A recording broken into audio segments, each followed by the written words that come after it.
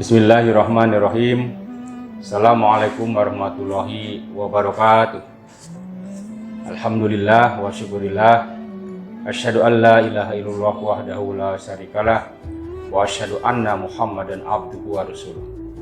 Allahumma shalli ala Muhammad wa ala ali Muhammad.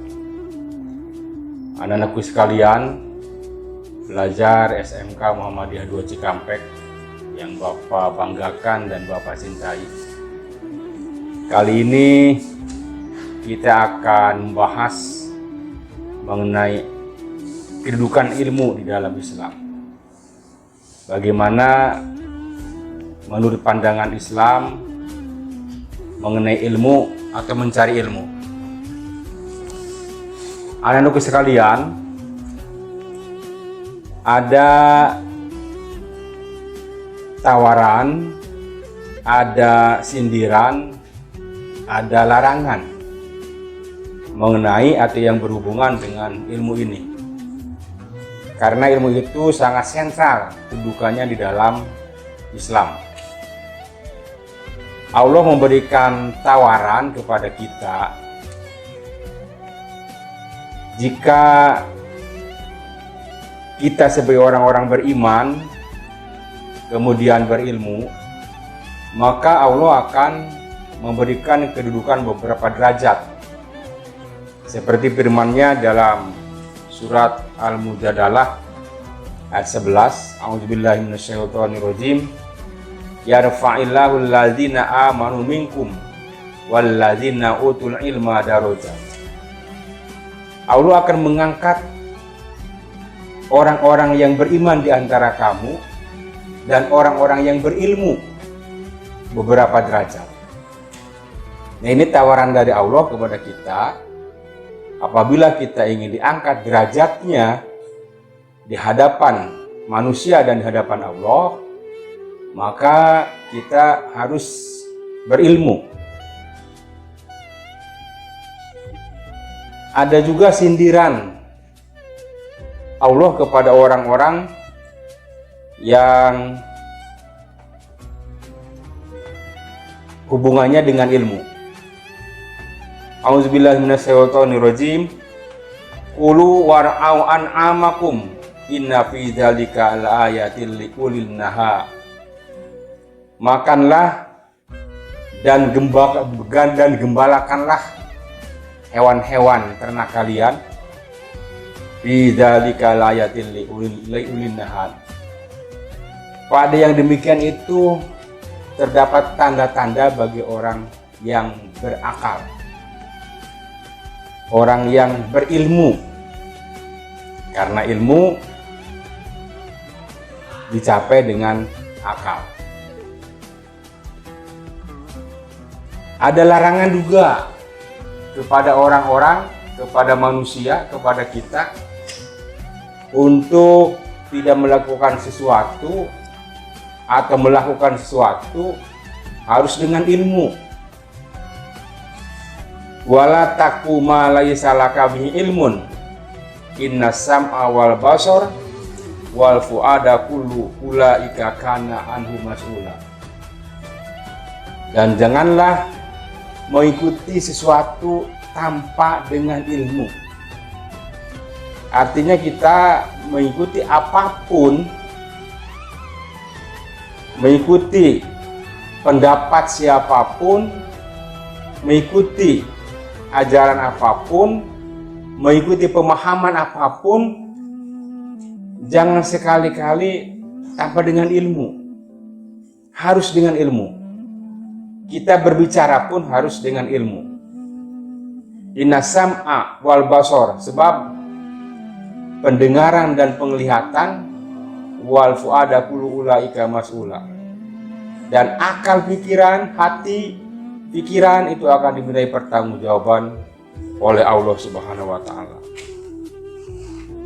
Itulah contoh 3 hal yang berhubungan dengan ilmu yang Allah ungkapkan dalam Al-Qur'an. Yang pertama adalah tawaran. Barang siapa yang ingin diangkat derajatnya oleh Allah, hendaklah harus berilmu. Yang kedua, itu sindiran bagi mereka yang tidak menggunakan akal pikiran.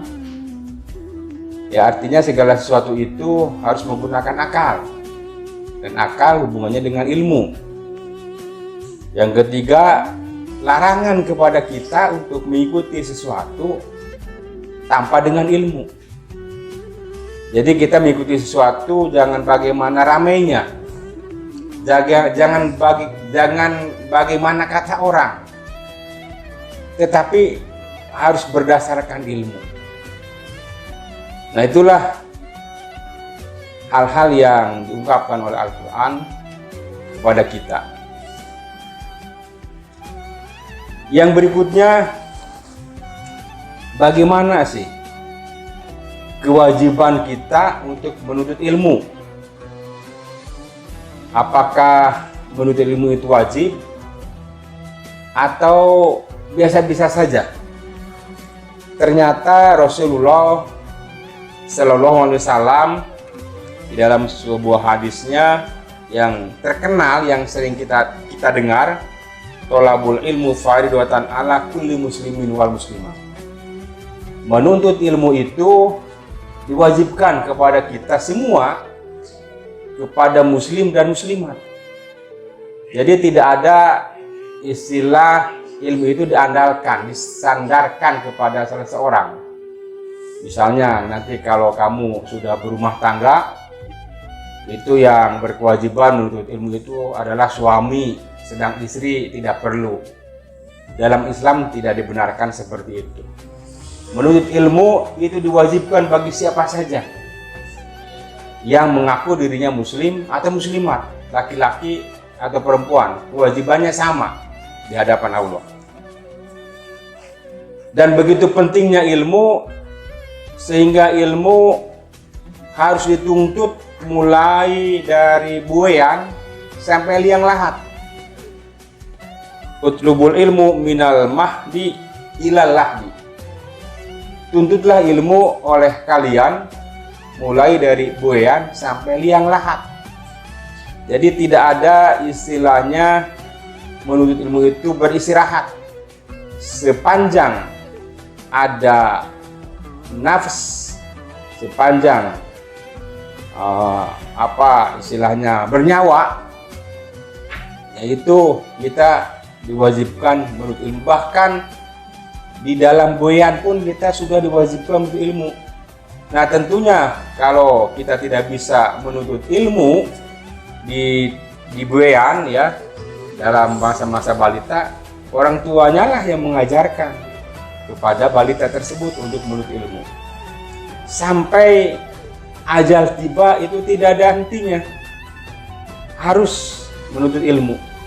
Inilah spirit yang diajarkan oleh agama kita. Bahkan ketika orang mencari jalan untuk mencari ilmu, Allah akan memberikan jalan untuk menuju surga.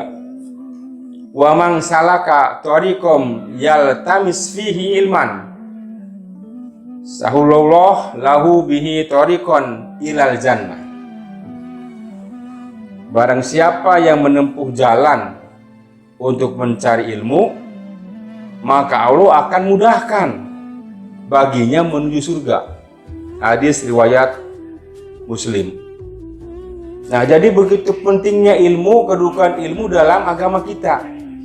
Begitu sentralnya ilmu, sehingga baik Al-Quran maupun Al-Hadis, sabda Rasul, itu tidak menghilangkan atau tidak sedikit pun tidak ada kepedulian. Itu ada kepedulian begitu ditegaskannya wajibnya menuntut ilmu.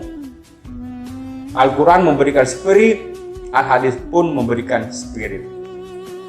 Anak-anakku sekalian, pelajar SMK Muhammadiyah 2 yang Bapak banggakan, Bapak cintai, lalu ilmu apa yang harus kita tuntut? Yang harus kalian tuntut? Di dalam agama kita, Islam, itu tidak ada pemisahan antara ilmu agama dan ilmu umum atau ilmu dunia. Kewajiban menuntut ilmu itu ya ilmu dalam bentuk ilmu segala macam. Cuman mungkin di sini ada pembagian. Ada orang yang menggeluti ilmu agama, ya ilmu fikih, ilmu hadis, ilmu bagaimana menafsirkan Al-Quran dan semacamnya. Ada juga orang yang menuntut ilmu agama, teknologi, ilmu pengetahuan. Itu di dalam Islam tidak ada pemisahan, tidak disebutkan ilmu yang bagaimana.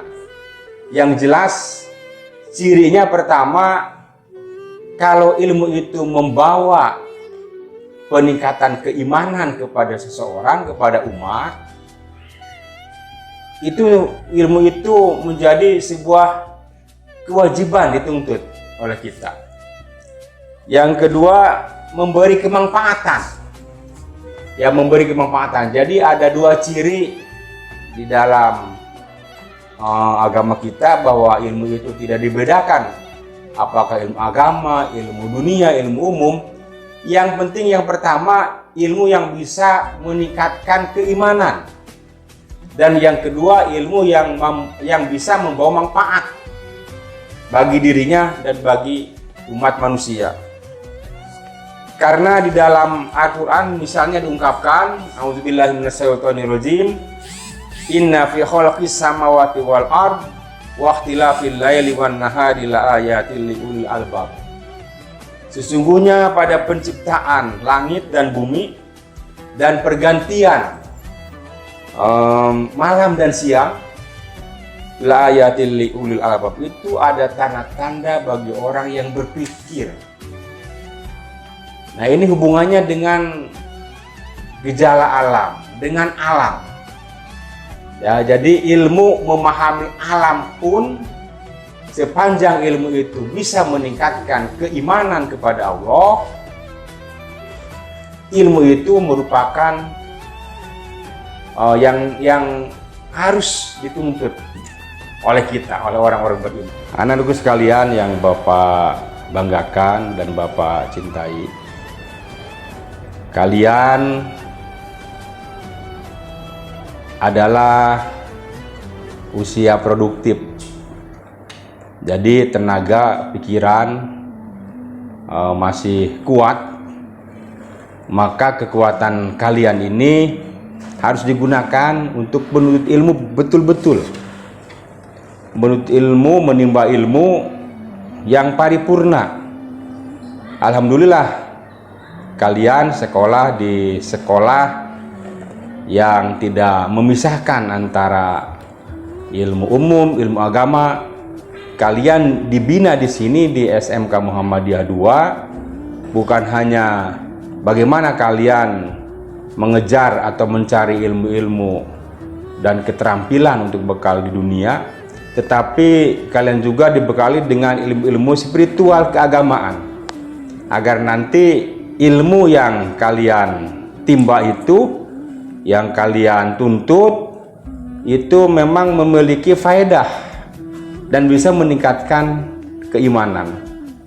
Oleh karena itu, Bapak berpesan kepada kalian, semangatlah untuk menuntut ilmu, baik di SMK Muhammadiyah 2 pada khususnya, dan mungkin juga nanti di luar.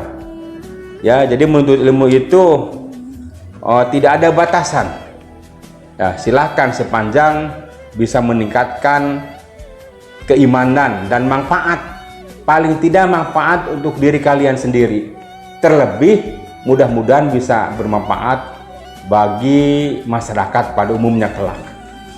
Marilah kita tutup pertemuan ini dengan bersama-sama membaca hamdalah. Alhamdulillahirabbil alamin. Nasrum minallah wa fathun qarib wa basil mu'minin. Billahi taufiq wal hidayah. Wassalamualaikum warahmatullahi wabarakatuh.